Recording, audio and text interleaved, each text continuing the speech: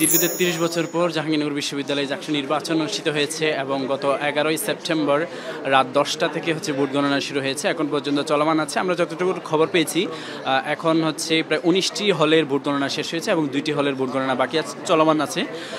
তো আমরা প্রত্যাশা করি যে আগামী হয়তো ১ থেকে ১.৫ ঘন্টার মধ্যে এই ভোট গণনা শেষ হবে এবং খুব শীঘ্রই বাকি যে প্রসেসগুলো আছে সেগুলো শেষ করে আমাদের মাঝে ফলাফল উপস্থাপন করবে বলে আমরা প্রত্যাশা করি।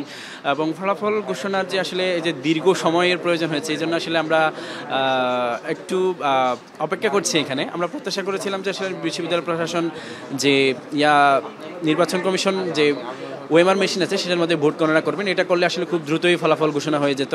আপনারা ইতিমধ্যে লক্ষ্য করছেন যে ডাকসু নির্বাচনে যে আমাদের চেয়ে অনেক বেশি ভোটার সংখ্যা ভোট দিয়েছেন, তাদের কিন্তু এক রাতের মধ্যে ফলাফল দেওয়া সম্ভব হয়েছে। কিন্তু আমাদের এখানে ম্যানুয়ালি ভোট কাউন্ট করার কারণে একটু বেশি দেরি হয়ে যাচ্ছে, কারণ ডাকসু নির্বাচনে যে পদ সংখ্যা আছে সেখানে 25টি পদ আছে এবং হল সংসদ নির্বাচনে প্রায় 15টি পদ, টোটাল 40টি পদ রয়েছে। এই যে একজন প্রার্থী একজন ভোটার 40টা ভোট দিচ্ছেন, সেই সাথে আবার 8016 জন টোটাল ভোটার ভোট দিয়েছেন।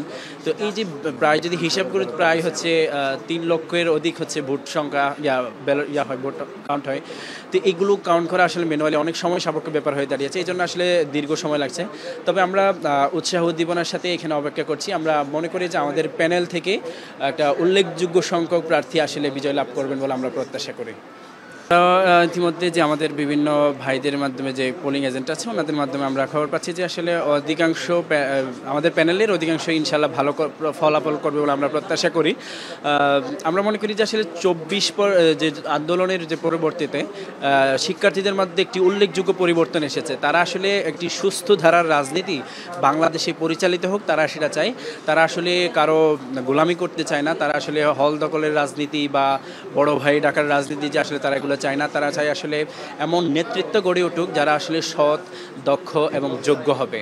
তারা আসলে এমন নেতৃত্ব চায় যারা আসলে শিক্ষার্থীদের হয়ে শিক্ষার্থীদের জন্যই কাজ করবে, সেই ধরনের নেতৃত্ব তারা চায়। এই জায়গায় বাংলাদেশ ইসলামী ছাত্র শিবির অনেক বেশি প্রতিজ্ঞাবদ্ধ শিক্ষার্থী বান্ধব কাজ করার ক্ষেত্রে।